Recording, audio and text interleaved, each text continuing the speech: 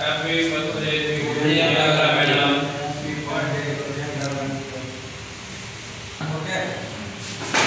Okay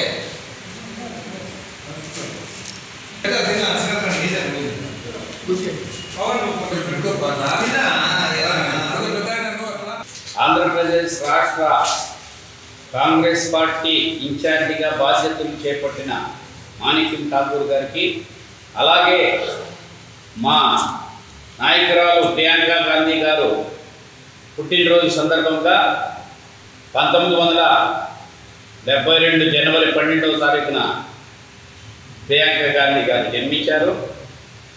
వారి పుట్టినరోజును Madanapalle Congress party తరఫున ఈరోజు మేమందరూ ఘనంగా జరుపుకుంటున్నాము.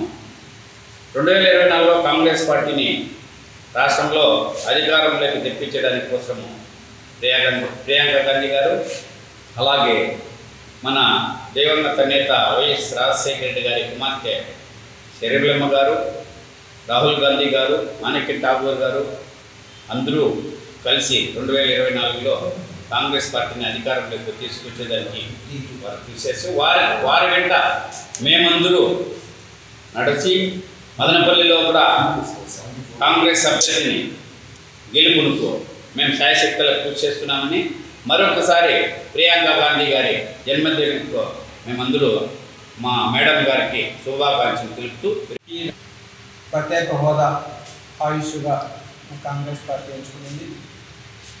రాజకీయ సమీకరణాలు వేగంగా మారుతున్న ఈ తరుణంలో మాణిక్యం ఠాకూర్ గారు రావడం మన రాష్ట్రానికి ఎంతో గర్వకారణం. ఆయన పక్క రాష్ట్రంలో కూడా వర్క్ చేశాడు. తమిళనాడు నుంచి ఆయన 2 సార్లు ఎంపీగా పోటీ చేసి అక్కడ గెలుపొంది అక్కడి నుంచి మన రాష్ట్రానికి రావడం ఎంతో శుభతరుణంగా భావిస్తున్నాము. అలాగే ఈరోజు ప్రియాంక గాంధీ గారు మేడం గారి బర్త్డే అనేది కూడా ఒక దీని కింద తీసుకొని మేము ఒక స్లోగన్గా కాంగ్రెస్ పార్టీని బలోపేతం చేస్తున్నాం.